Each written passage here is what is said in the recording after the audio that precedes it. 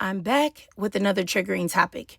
Now, today I want to talk about the toxicity of hyperfemininity. Now, I'm going to show y'all a clip and I'll be right back. Keep a different vaccine schedule because our immune systems are better. We're like superheroes. But you know what people don't do for superheroes? Protect them, because you can protect yourself. And with Black hyperfemininity, when you see someone as feminine, soft, pretty, in need of protection, you are less likely to dehumanize them. I have been asked, why do I get dolled up to be on camera? It might be one of my downfalls because it makes me less relatable. And I never gave it much thought. I was raised to appear a certain way. And now I know what that is. And I know what that means. For someone who complains about discourse, I sure am doing a lot of discourse. Now, for context, this creator was talking about how RFK Jr. was saying that Black people should be on a different vaccine schedule because our immune system is stronger. And she was saying that those thoughts that white people and others have about Black people are why Black women should basically strive for hyperfemininity because it will make people more likely to protect us and treat us better. And in my opinion, that is an insane way of thinking. And I just want to make it clear here, I don't have any issues with this creator. I'm just giving my perspective on what she said.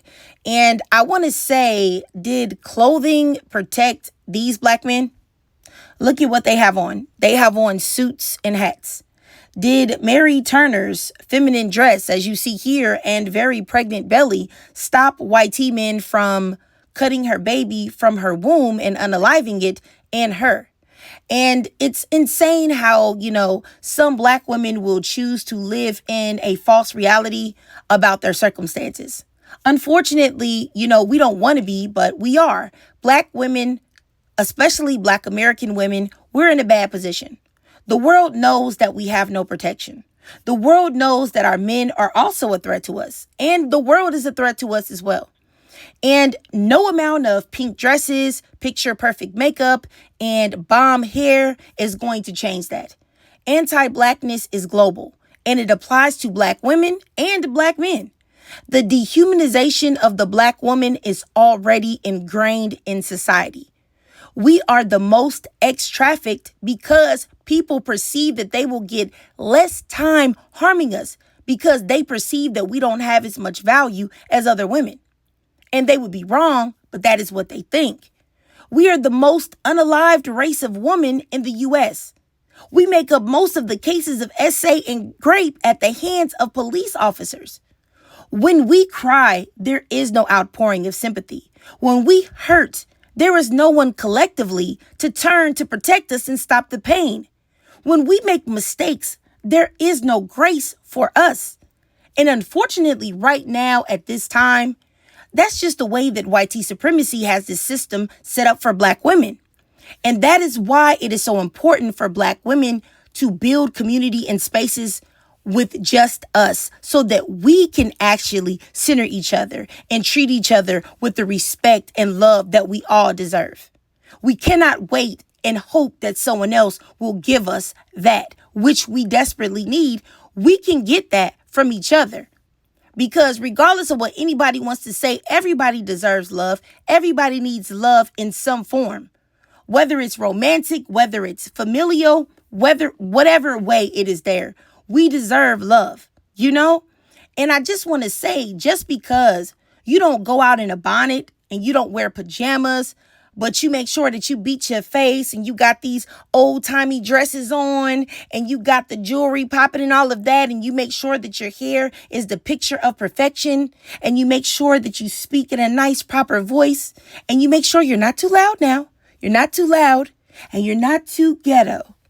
I just want to say that will not protect you from the harm that the world seeks to enact on Black women. It will not. If someone is racist and discriminatory and they hate Black women and they seek to harm you in some shape, form, or fashion, they're going to do that and be that way no matter what. No matter whether you have your bonnet on or whether you have freshly done boho knotless braids down to your waist.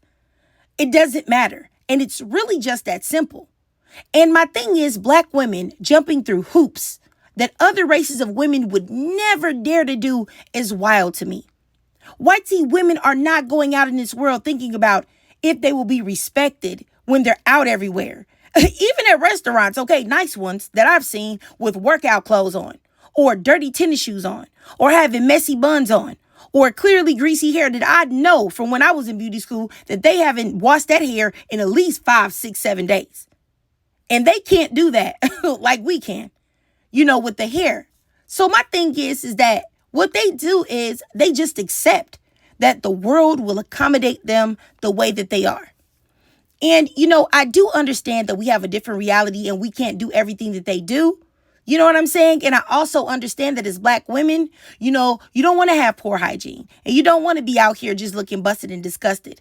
But my thing is that I understand if you have somewhere to go, right? And you want to look good and you want to be put together. But on the other hand, thinking that if you put your Sunday's best on everywhere, somehow that's going to be a protection for you, I just don't get that. It just doesn't make any sense. Because those that love Black women and respect Black women always will, no matter what, no matter the race, no matter the color, no matter the creed. If they respect Black women and they're like, hey, I'm not going to treat anybody badly regardless of the color of their skin, then they're going to be that way. It's not going to matter how you look. You know what I'm saying? And it's like hyperfemininity definitely isn't going to make Black men respect you. That is something that, and most of the time, well, I'm not going to say most of the time because I don't really consume hyperfemininity content because I think that it's ridiculous.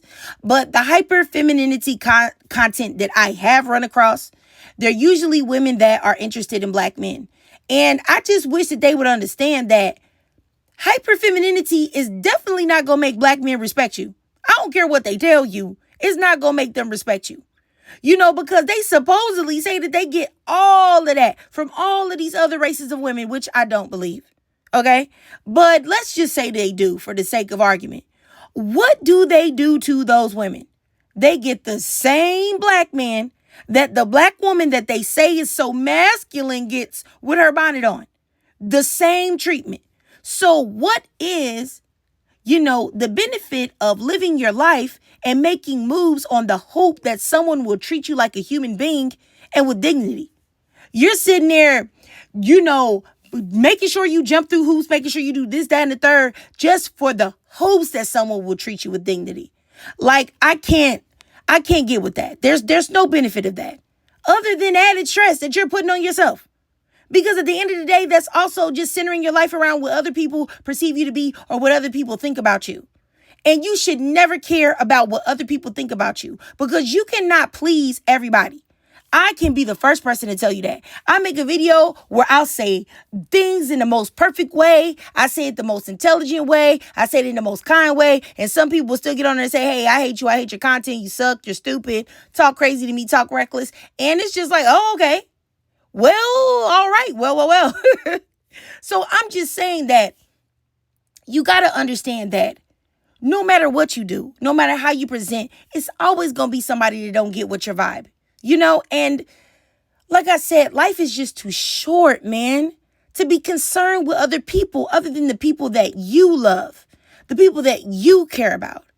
Life isn't promised to anyone. You could be here today and gone tomorrow. So why would you spend the precious moments that you have worrying about people that do not matter? Please don't do that. But like I said, this wasn't really meant to be a super long video because, as I said before, I don't have any issue with this creator. I think, I don't know her content really. I just saw this viral clip that somebody else reposted of her. But I don't have any issues with her. I think she's a beautiful Black woman. We just have a difference of opinion. And I just wanted to offer a different perspective. But anyway, I digress. If you watched this whole video and you enjoyed it, please do me a favor and drop a 99 in the comments down below. And if you can't donate to my Cash App above to help support the channel, that's no problem at all. Just do your girl a free favor. Follow me at TikTok or follow me on TikTok. I do live stream there a lot and I'm pretty sure you will enjoy it. Follow your girl on YouTube, hit that notification bell and that subscribe button. And as always, ladies, I really love to hear from y'all. So please drop your thoughts, comments, and feelings down below.